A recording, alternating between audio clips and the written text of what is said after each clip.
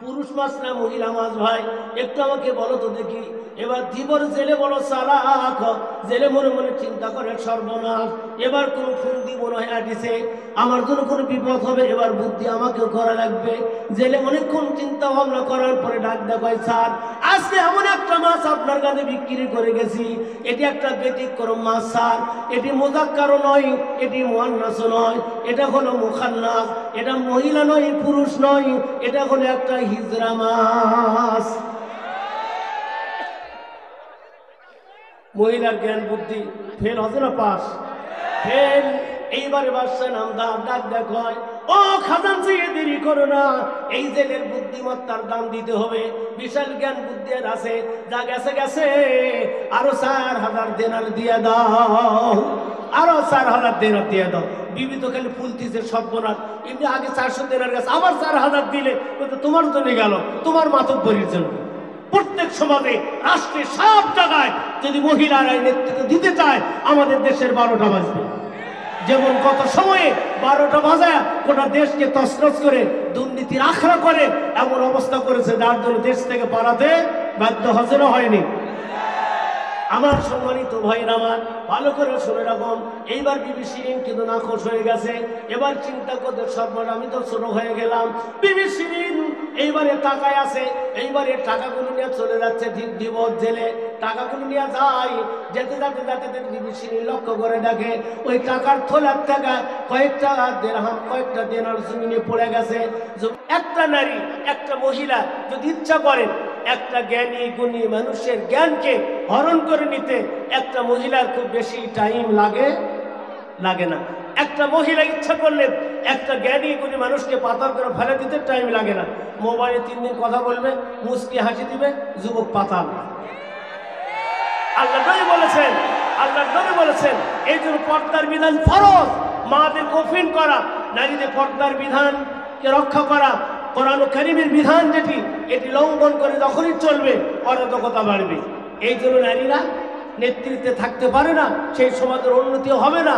আমার আল্লাহ নবী বলেছেন, কোরআন ও কারীমের মধ্যে ইঙ্গিত এসেছেন, আমার মাদেরকে, মারা থাকবেন, মা ঘরের আড়ালে থাকবে, মারা আমাদেরকে যোগান দিবে, নেতৃত্বে থাকবেন আল্লাহর বান্দা পুরুষ লোকেরা। আল্লাহর নবী হাদিসের ব্যাখ্যায় অনেক লম্বা কথা আসছে। আজকে বাংলাদেশে নয়, আমাদের সমাজে নারীদের প্রাধান্য চলতেছে। আপনার বাড়িতে বলেন, আপনার গ্রামে বলেন, সব জায়গায় নারীদের প্রাধান্য। নারীরা স্ত্রী দাগ হবে, বিবি দাগ হবে, তাই ম্যাডামের কথার দাম কম না বেশি? ম্যাডামের কথার দাম বেশি। মেয়েরা সবচাইতে মাতব্বরি করার জন্য চিন্তা করে, কিন্তু আল্লাহ নবীর হাদিসের ভাষায় বোঝা যায় মারা পুরুষদেরকে মান্য করবে, পুরুষদেরকে মানার কারণে ওই বাড়ির মধ্যে রহমত আসবে, বরকত আসবে। আর পুরুষদেরকে যদি ওভারটেক করা, অনেক মা আছে তুমি না ঘুষা মার্কা, তুমি কি বোঝো, তুমি কিচ্ছুই বোঝো না, যা করা লাগে আমি করবো, তুমি চুপচাপ থাকো। অর্থাৎ পুরুষের উপর দেয়া মাতব্বরি করতে চায়। বলে যেই সংসারে নারীরা পুরুষের উপরে মাতব্বরি করতে চায়, সেখানে আল্লাহ পাকের রহমত বরকত থাকে না, সেখানে লস আইটেম ছাড়া লাভ নাই। ঐতিহাসিক ছোট্ট একটা বর্ণনা দিয়ে আমি শেষ করবো। ছোট্ট একটা কথা, পারস্যের একটি সম্রাট ছিল খসরু পারভেজ। খসরু পারভেজ একজন মুসলিম জাহানের শাসক ছিলেন, খসরু পারভেজ। কিন্তু এনার স্ত্রী হলো বিবি শিরিন, স্ত্রীর নাম হলো বিবি শিরিন, আর বাদশাহ হলো খসরু পারভেজ। তো এনার বিবি সবসময় বাদশার মধ্যে মাতব্বরি করতো, বাদশাকে মানতে চাইত না। একদিন কিতাবে লেখেন, সত্যের সন্ধানে কিতাব, ইমাম গাজালি রাহিমাহুল্লাহ লিখেছেন, একদিন সকালবেলা ফজরের নামাজ পড়ার পরে খসরু পারভেজ বাদশাহ বাহিরে বসে আছে। এমন তো অবস্থায় একটা ধীবর, একটা জেলে বিশাল একটা মাছ শিকার করেছে, মাছ নিয়েছে বাদশার দরবারে। বাদশার দরবারে আসার পরে বাদশাহকে বলতেছে, স্যার অনেকদিন পরে একটা বড় মাছ ধরা পড়েছে। বাদশাকে রাখা বলে, বাদশাহ নামদার, সবসময় বড় মাছ পাওয়া যায় না, আমি একটা ধীবর, আমি একটি জেলে, একটা বড় মাছ শিকার করে নিয়ে এসেছি, আপনার কাছে আগে নিয়ে আসলাম, মাছটা বিক্রি হলে আপনি মাছটা কি নেবেন? বাদশাহ নামদার ডাক দেয়, বলে জেলে অনেকদিন হলে বড় মাছ আমারও নজরে পড়ে না, মাছটা তুমি আমাকে দিয়ে দাও, আমি ক্রয় করে নিতে চাই। এবার জেলেকে ডাক দেয়, বলে কত টাকা দিতে হবে? জেলে কয়, আপনি তো দেশের বাদশাহ, আপনি হলেন প্রেসিডেন্ট, আপনার কাছে কোনো দর দাম আমার করা চলবে না, আপনি যা দিবেন আমি নিয়ে যাব। আপনি বাদশাহ নামদার, আপনার দেওয়া তো কম হবে না, নেতার দেওয়া, বাদশার দেওয়া, প্রেসিডেন্টের দেওয়া কম হয় না। আমি চাইবো না মাস্টার দিবার পরে এবার বাদশার আমদার খাজানচি কেশিয়ারকে ডাক দেবো, বলো কেশিয়ার দেরি করো না, আমি দরদাম করতে পারি নাই, তাড়াতাড়ি করে 400 দিনার আল্লাহর বান্দাকে দিয়ে দাও, 400 দিনার তুমি দাম দিয়ে দাও। 400 দিনার দেওয়া হলো। দেওয়ার সাথে সাথে পাশে তার বিবি ছিল, বাদশার বেগম বিবি শিরিন, বিবি শিরিন লাভদা দাঁড়িয়ে গেল, দাঁড়িয়ে থাকতে বলে বাদশা নামদার এমন করে তুমি দেখ চালাও নাকি? এই মাছ বাজারে নিয়ে গেলে খুব বেশি হলে 200 থেকে 250 দেনার দাম হবে না, তুমি 400 দেনার তুমি কেন দিয়ে দিলা?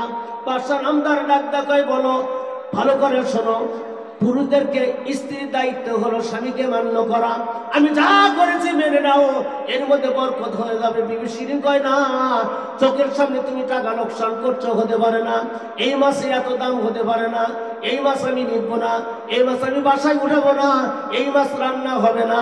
বিবি যদি এমন স্ট্রাইক করে বিপদ না মুসিবত, দুটাই বিপদ মুসিবত। বাদশা নামদার আর কথা বলে না। এইবার বিবি শিরিন ডাক দেখায় খাজানচি দেরি করো না, ওই যে ধীবরকে দেখা যায় তাড়াতাড়ি ডেকে নিয়ে আসো, মাছটা আমি ফেরত দিয়ে দিব, তাড়াতাড়ি করে নিয়ে আসো। এবার ধীবরকে ডেকে আনা হচ্ছে মাছটা ফেরত দিবার জন্য। আল্লাহর ইমাম গাজালি রাহিমাহুল্লাহ বলেন, এবার বাদশা নামদার ডাক দেখায় বিবি শিরিন, আমি বাদশা নামদার মানুষ, আমাকে অপমান করো না, আমাকে বেইজ্জতি করো না, মাছটা ফেরত দিলে আমার পেস্টিজ হাম্পার হয়ে যাবে।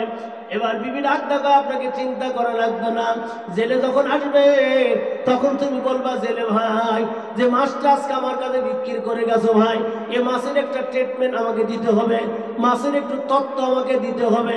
তুমি বলবা যে মাছটা তুমি বিক্রি করে গেলা, আমাকে বলতে হবে এই মাছ মুযাক্কার না মুআন্নাস, এটা পুরুষ মাছ না মহিলা মাছ। জেলে তো যে কোনো একটা বলবেন, যদি মুযাক্কার বলে তুমি বলবে এটা পুরুষ মাছ, আমি পুরুষ মাছ নিব না, আমার মহিলা মাছের দরকার। আর ও যদি বলে এটি মুআন্নাস, এটা হলো মহিলা মাছ, তাহলে তুমি বলবা আমার মুযাক্কার মাছের দরকার। এই কথাটা বলে মাছটা ফেরত দিয়ে দিবা, টাকা ঘুরুত নিবা। বাদশা নামদার কয় কে বলে মহিলার মাথার বুদ্ধি নাই, বিশাল বুদ্ধি আনিছে। সাথে সাথে ধীবর এসে দাঁড়িয়ে গেছে। ধীবর যখন দাঁড়িয়ে গেল, বাদশা নামদার কয় জেলে ভাই মাছটা দিয়ে গেলা, একটু ট্রিটমেন্ট দিতে হবে ভাই, মাছটা মুযাক্কার না মুআন্নাস, পুরুষ মাছ না মহিলা মাছ ভাই, একটু আমাকে বলো তো দেখি। এবার ধীবর জেলে বড় চালাক, জেলে মনে মনে চিন্তা করে সর্বনাশ, এবার কোন ফন্দি মনে হয় আটিছে, আমার জন্য কোনো বিপদ হবে, এবার বুদ্ধি আমাকেও করা লাগবে।